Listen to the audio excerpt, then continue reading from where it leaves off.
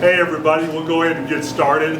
I'd like to thank everybody for coming out this evening to our third and final after hours town hall meeting to get to know our candidates in districts 1, 5, and 8. Real quickly, bathroom exits this way, bathroom down the hall, some snacks here in the back.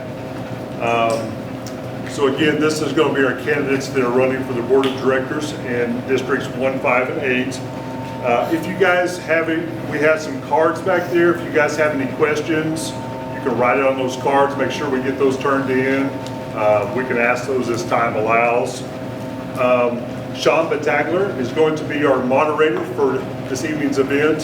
Sean is not only the attorney for Ozark Electric, he's also the attorney for 10 other co-ops in the state of Missouri, along with the Association of Missouri Electric Co-ops. So Sean has some prepared questions that we'll ask. We're going to give each candidate 2 minutes to answer those questions.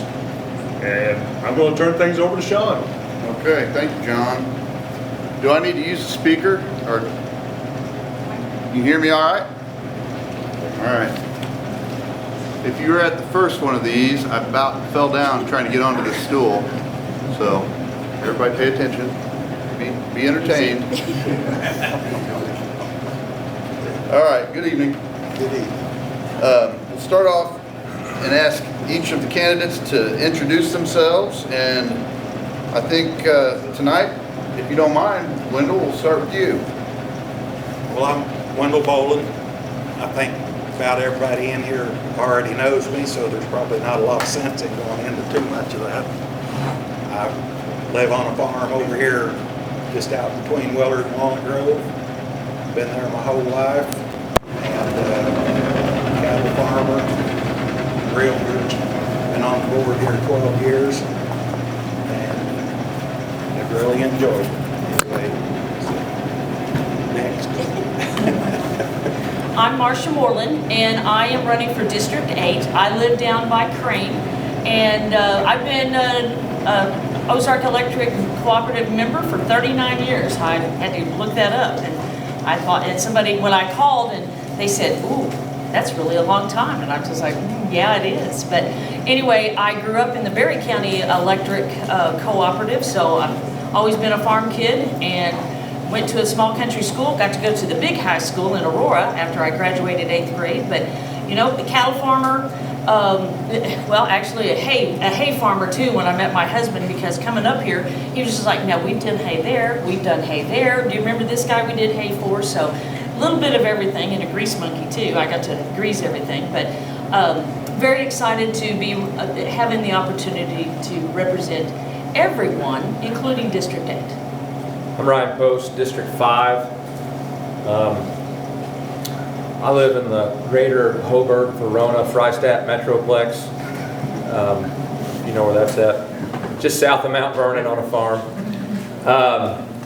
I've been on the board. I'm just finishing my first term, and looking forward to running for a second term and just doing the best I can do for our cooperative. My name is Wayne Morris. I live just 3 miles north of Everton. We moved up here a couple of years ago, my wife and I. We have 40 acres up there, and my nephews, we're using it for hay. My nephew cuts hay. They're in the cattle business, been there for years. And my wife is originally from Missouri, up in Wablo area. So we got ready to move out of Texas because it was way too hot, too many people. So we came up here to be close to family. So we've got a lot of family up here, and really having a good time with that, and really appreciate it. Okay, well, I think we'll keep the same way that we've been doing it and start on the other end and work our way back. So Wayne, if you would, if you didn't mention how long you've been a member of Ozark, do that, but also what do you think makes you qualified to serve on the board? Okay, well, I said I moved here a couple of years ago. That's how long I've been a member of the co-op. But my wife and I, as we've moved around in different areas, we've been in co-ops a lot. Most recently, 17 years in Texas, we were in co-op. I think, and actually Mr. Congdon here asked me that kind of question, why did I want to run? I've got a lot of background in business, in electronics and technology and education. I've taught classes, I've written classes. I've got a lot of background, and now we're up here, and I don't have as much opportunity to take advantage of that. And I also am not so busy with my work and stuff. I was so busy I couldn't do a lot of community stuff. So now I have an opportunity to perhaps take some of this experience and background that I have and make use of it in the co-op and kind of do a service for the people here. That's one of the things that I'm really looking forward to trying to do is get involved. I'm an American Legion member, so we're doing that over in the Greenfield area.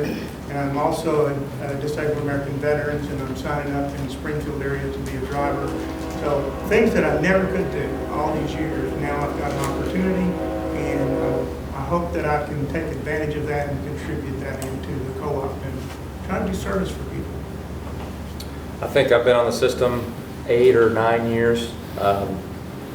I've actually lived on the system longer than that, but I haven't been a member because we were renting a place. I actually thought about that the landlord paid the utilities because he watered cattle off of it, and I had to pay the difference. But anyway, while we were building the house. What makes me qualified? I operate a business, and I'm an electrical contractor by trade. I understand how electricity works. I went to 4 years of school for that, and School of Hard Knocks, learning how to operate a business and business finance.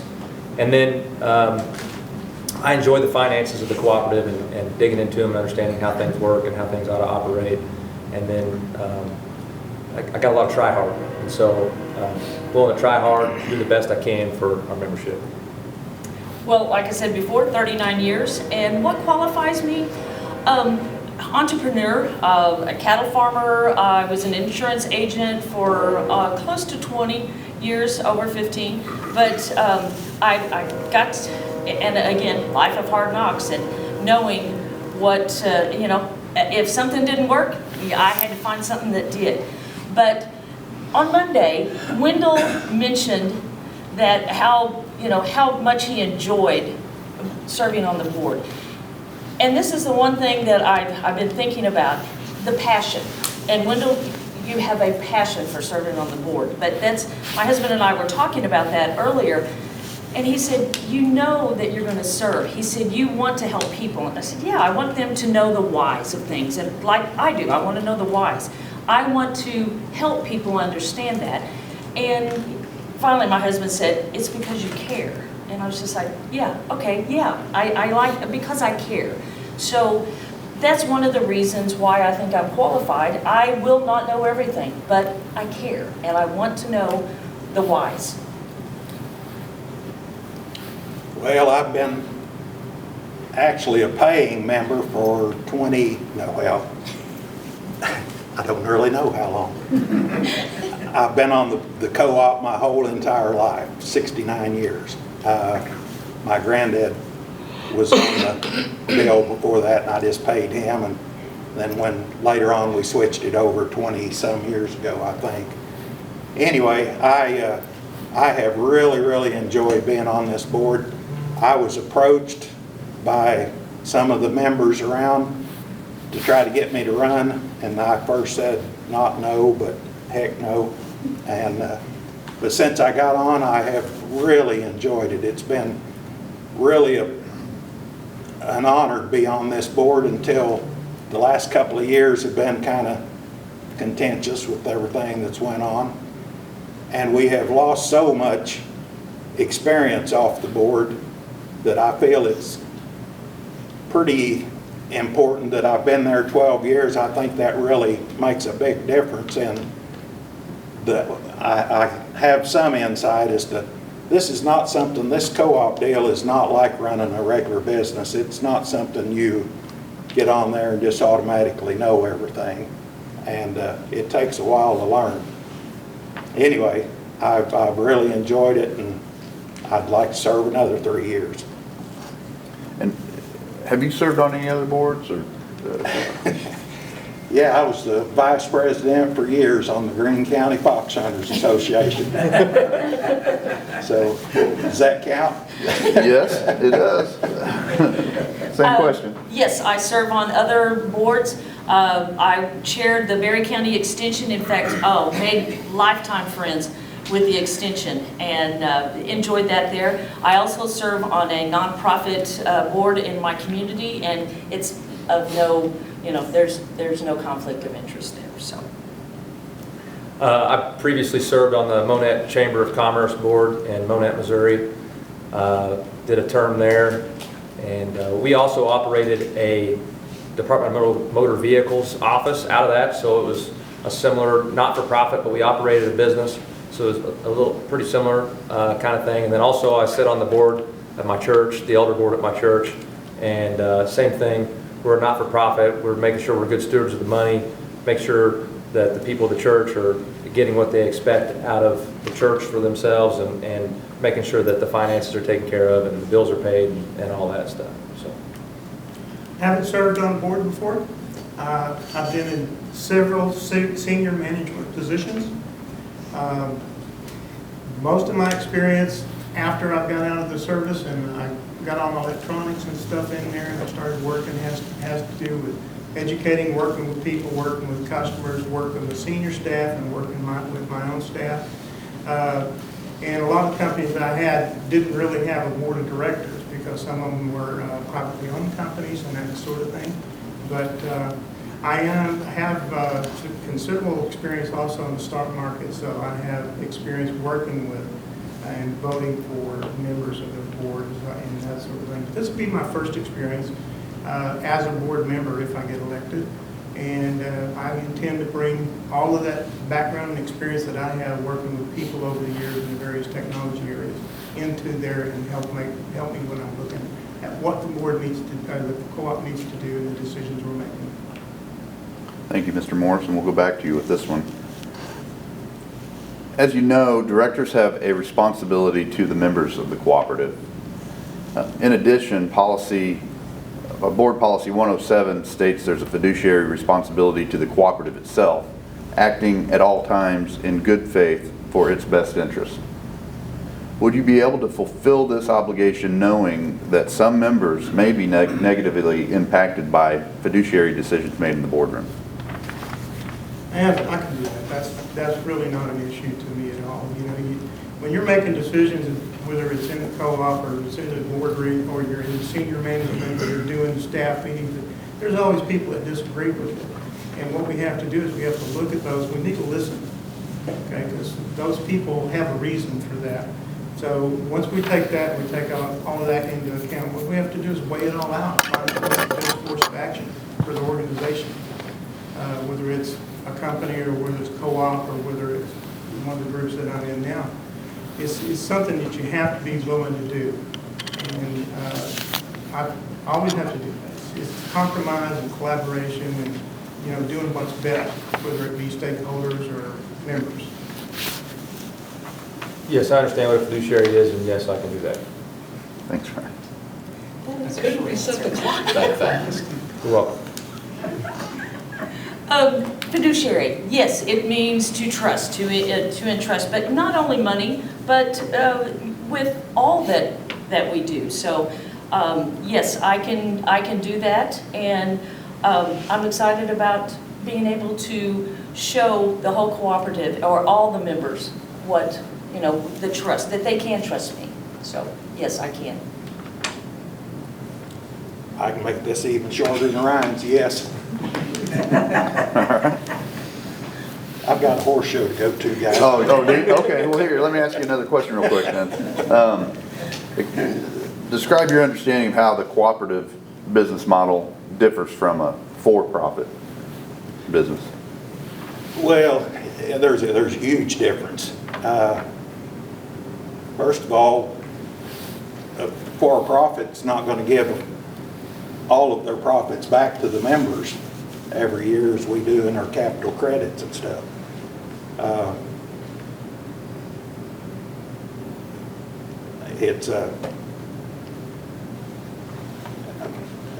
don't know. Go ahead and let's hear somebody else's opinion. Well, like I've said before, it's a zebra with spots. It is a totally different animal out there. It is a non-for-profit or not-for-profit, but then the government was the one who, the REA, designed it, but then they put stipulations in. So that's one of the things I'm excited about working and learning about is It is, yeah, it is a different animal out there. And that's some of the reason why I think we need to, maybe I can do a better job of explaining to some of the members, hey, yes, we can do that, but just like when you said on Monday, that somebody, an employee expense is capitalized. It's not an expense. It's, and you do that, you explain that much better than I do, but. Yeah, Okay. there you go. Another 2 minutes. 2 minutes. Got to talk fast. This is a 20-minute question, by the way. What Marcia's alluding to is that when we pay employees, when you think of paying an employee, you would think of it as an expense against that year. And in the cooperative model, whenever that employee goes out and builds infrastructure on the line, the price that we pay employees to do that job, it becomes capitalized on the balance sheet. And so what happens is even though that cash went out the door and the money left the cooperative through the paycheck of our employee, whenever we show that for the year, it actually shows up as profit and goes into the margins that get paid back, get reallocated back to you guys, the members. And so that's a one small piece of financial stuff that's much, much different than anything else because of our U.S. standards. That's the rural electric capital group. But whenever they set that up through REA, they said, this is how we're going to do it. And so the cooperative principle was that it was going to be as big as possible, provide as much electricity as possible for as cheap as possible, and we're never going to get away from the government, right? And so that was how it was invented, and that's how it has to be ran. And so a lot of the finances are really tough to follow because they don't make intuitive sense. But as you dig into them and you learn the processes, you learn those things, it really changes how you feel about things. But the best part of the cooperative model is the fact that we do get to give back and that you all do get to be involved by voting for your directors. And that anything that we do above and beyond what we just need to operate goes back. But one of the things, I've got 23 seconds to say this, one of those things that does make that tough is you can't squirrel away cash for a rainy day. I'm just going to leave it at that because it just doesn't work because we reallocate it and we give it back. Okay, so there's a lot of ways to look at this. And what really comes home to me, and having been on more than one cooperative over the years, we've been in Georgia and Texas and different places, the cooperatives are formed for the purpose of being able to get electricity to the members. They didn't have another way to do it, so they need electricity, and we all need electricity. And so they pooled the resources to get this facility, this ability to get this energy to their homes. And they did it as a group, and that's the cooperative element on that. So it's different from a regular company where we make a product and we advertise and we hope people will buy it. This is a cooperative. You don't really have a choice. I don't have another choice of where I'm going to get it. And so my membership in there means that I have an expectation that my funds that I have to contribute to pay my bill are being used only for paying my bill, because that's what I want to pay for. That's what I think that I'm paying for.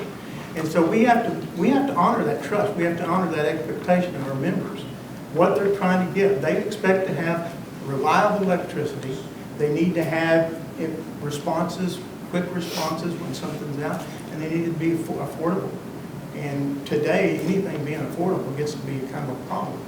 So it's a different model from that standpoint, but a lot of the elements of it, if I take a company that produces a product to sell, the employees in that company, they're working on a job, they have assignments, they're looking for paychecks and stuff. That element of it is the same.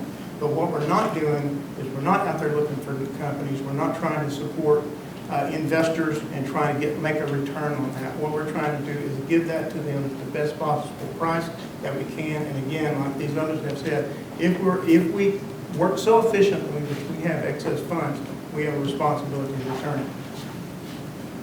Okay, and if you would, tell us what is your understanding of the challenges facing the nation's electric grid and how those challenges affect Ozark Electric Cooperative?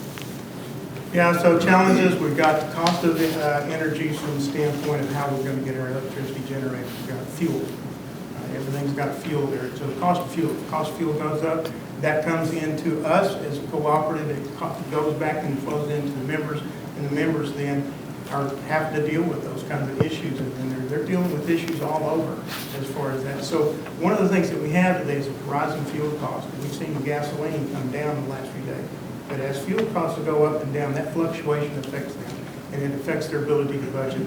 Secondly, if we look at the whole system, the system is aging, and a lot of it is very old. It's not able to accept the additional flow of current that's being demanded, with some of the areas having data centers and other things like they're building distribution centers and stuff. So that's kind of an issue, trying to stay ahead of what the demand is for the delivery of the electricity.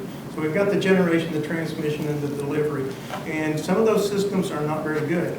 I was in Texas during Uri, and we were frozen up, the whole state of Texas. And that's a pretty big place. But we had problems with gas lines that had not been protected from the cold, because it just don't get cold that often. And they froze up. We had windmills that were frozen up. We couldn't get that electricity. We had solar panels that were frozen up. But we just had a lot of stuff that failed. And I think that's an indication of how volatile and how fragile some of our systems are. And the more we can work towards that to minimize those kinds of effects and the fluctuation in the weather, the better off we'll be.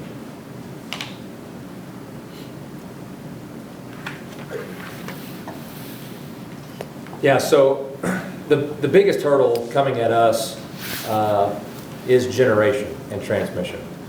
And that it's not directly an Ozark Electric cooperative thing, but it is because we're a part of a cooperative, we all are, called KMO, and KMO is a part of a cooperative called Associated. That's the 3-tier system. So Associated is who generates all the electricity, and then it gets sent to KMO, and then KMO transmits it to our distribution to us, right, at our substations.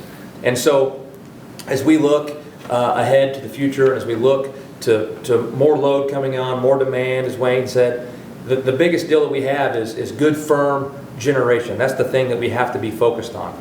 Now, we have to be responsible, right? We have to be good stewards not only of the finances, we have to be good stewards of the earth that God gave us, right? We don't want to be frivolous with that. But we also have to make sure that we do take care and have good, firm generation. We can't depend on solar and wind for firm generation. It's fine to mix it in when it's available, and I got misinterpreted on this on Tuesday night, so I'm trying to be sure and say this the right way so everybody understands. I'm not against it when we can use it, and if it's available, but we can't count on it in a situation like a Uri that comes down. And I don't know if you guys know this or not, but when Uri happened, Associated at a federal level was recognized because of how well they have been prepared. Their generation, their transmission, all those things held up through all that. Was it razor thin? Yeah, probably pretty thin, but they held up. We didn't have any rolling blackouts, no brownouts on the Associated family. So really a great deal to be a part of that 3-tiered system that we have in Missouri. And it makes me feel good knowing we're a part of that and that they're already looking ahead and they're adding generation as we speak. And expounding on that, and I'm learning about that, you hear the 3-tier system, learning about that I've read some comments going, well, why doesn't Ozark Electric just make more electricity? Well, why doesn't Walmart just grow more food in the back? Well, that misinformation is out there, and it's part of our job is to find those, to educate and to go, no, we don't do that. But one thing that I have recognized is that Ozark Electric is in such we are highly thought of in statewide and region-wise about our ability to pay our bills and to have a sound cooperative, which we are a member of the KMO, and they depend on, they look at what we've promised to buy from them and the transmission, and then from Associated. So they all take that to the bank, you might say, and go, all right, here is our members, here is this cooperative, which is a member of the KMO, which is a member of the Associated, and you're right, Associated was highly recognized nationwide in being a provider, just a great provider of generating that electricity and then delivering it. So that's one thing that I'm proud of. I'm proud of being a member of Ozark Electric Cooperative. And we do have an aging system out there. So that's one of the things that, you know, Associated has identified and trying to make good on what is available out there. So it's one of the challenges, which it'll be interesting how we solve that. Well, as you guys know, the price of everything is constantly going up. Everything. It's tough on the farms. It's tough for everyone. And as she said, and Ryan said, the Ozark Electric is very, very highly respected. Guys like David Trogdon sitting there was on the board, what, 43 years, David? 44? And they had this thing set up in such good shape that it has been a breeze for me to be on here. The first 10 years of the 12 I've served have been a breeze to be here.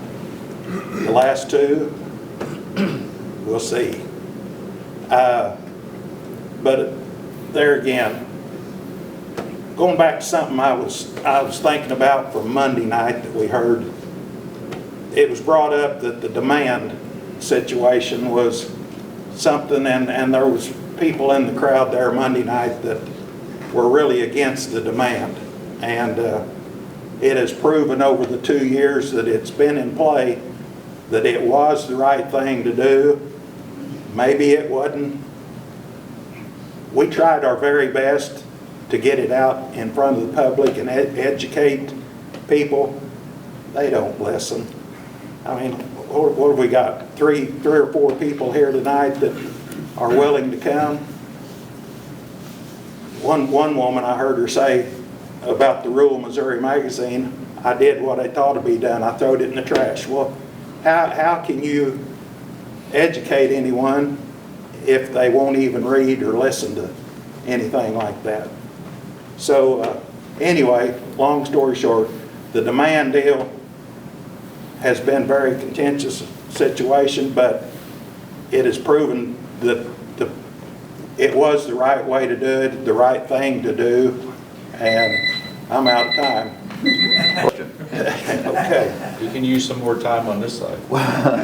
What would be your leadership approach working with senior staff and with your colleagues on the board of directors? Or what, I guess for you, what has been and will continue? What would, your leadership approach dealing with management and dealing with the board, your other board directors.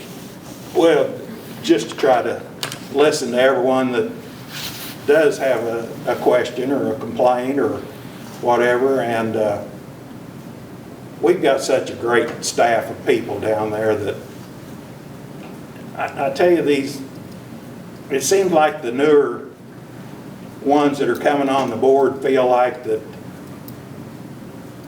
it needs to be micromanaged, and you've got to know a ton about engineering or accounting, or that's not the case at all on the board down there. The board is a group of 9 of us that just need to have some common sense and honesty and get along with everyone, and that common sense deal is really lacking in our world anymore. Anyway, go ahead. Can you repeat the question? Yeah. Good answer. What would be your leadership approach to working with senior staff and with your colleagues on the board of directors? Well, first of all, I'm not a manager of the employees. So as a board, I think we hire a great general manager, and that's his job. And if he does have a problem, then I'm sure he'll bring it to the board. But as for managing employees, no, I don't anticipate that being part of my job description. And as for the board, I'm sure there's going to be some things that we disagree, and you've disagreed, probably both of you have disagreed with the board, but you came out of that board meeting in agreement and in you know, in collaboration going, okay, this is for the best for the board, and with all, you know, the ideas, you know, thrown there. But as employees, I know a bunch of employees. I meet them on the highway, you know, some of them, but I'm not in the job, and I don't want that job of micromanagement. I think we've hired some great managers, great engineers, great accountants, great, you know, general manager who will, you know, take that job. But if then we come to the board, then it will be, you know, it will be a collective decision, and I think it'll be fun, you know, I think it'll work. It has worked.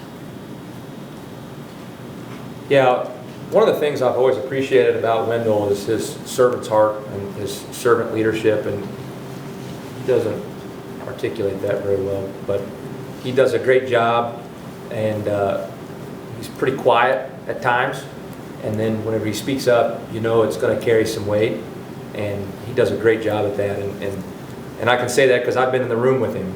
I'm a little bit more outspoken than Wendall is, but one of the things I do always try to focus on is that we have experts in the room that have decades of experience of running cooperatives and watching the things very closely.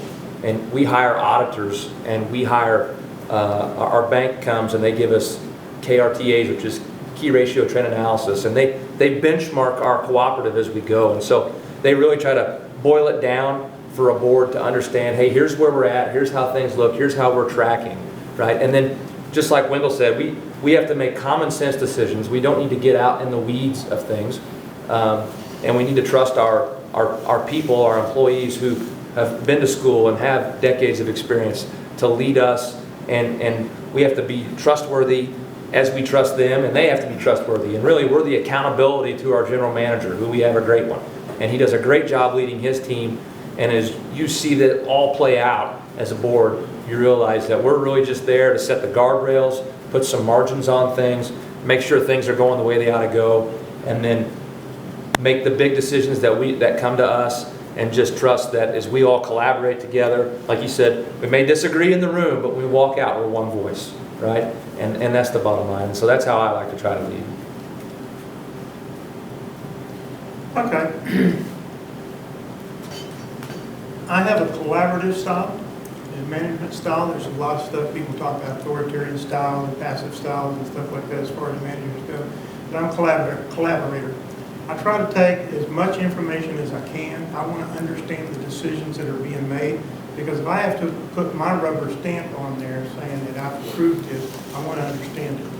I want to understand what the alternatives was, and I want to know that when I make that decision and I approve something from my vote, that's really the best that we have that we can give to our members, because that's what I think that our members expect of us. They can send us there as a representative. They expect our representatives to do what's best for them, and I don't think that I can always just say, okay, here's one solution. This is what we propose to do, and we don't understand what else was considered, what went into developing it. So I'm going to look for information so that I can make a good, intelligent decision about that. And I have the background to be able to do that. I can understand the technical aspects of it. I understand financial aspects. I understand the management aspects.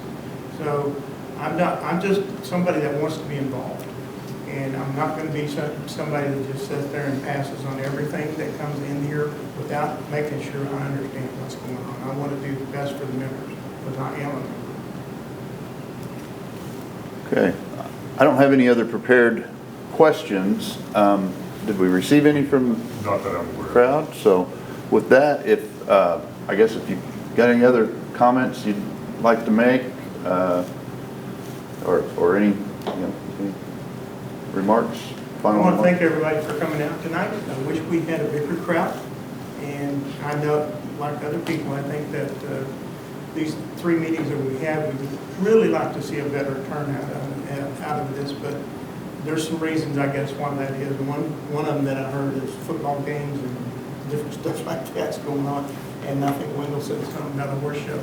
So, but anyway, I do hope that we get the word out to the people and we can get more involved. I will say one thing on that. One reason we don't have any bigger turnouts on this than we do is because everyone, for the most part, is satisfied with the way Ozark Electric has ran things for the last 90 years. These guys like David, different ones, have really done an excellent job keeping our lights on, and Ozark Electric is so highly respected. If you go to I'm on the AMEC board, if you go up there What and does that mean? What is the? it's the Yes. Association of Missouri Electric Cooperatives. Okay, thank you. And Acronym to I'm learn. a- Thank We'll give you. you all kinds of. I'm just a delegate on it. That's I'm not- great, though. but That's great. Anyway, like Patrick, the people, everyone respects him and wants his opinion. Ken Ramming, anytime any of the co-ops need to know anything about the engineering world, they get Ken to come and like I said, the Ozark Electric is just so well run, has been. So, and it's not because of me, because the 12 years I've been on there, it was already set up long before, and guys like David and them have really done an excellent job. So anyway, that's all I've got to say. All right. Well, I think that concludes. Do we have any other business to take care of? Not that I'm aware of. Oh, all right. Well, hey, thanks for coming out, and have a good evening. Thanks, everybody. Thank you. Thanks for making it short.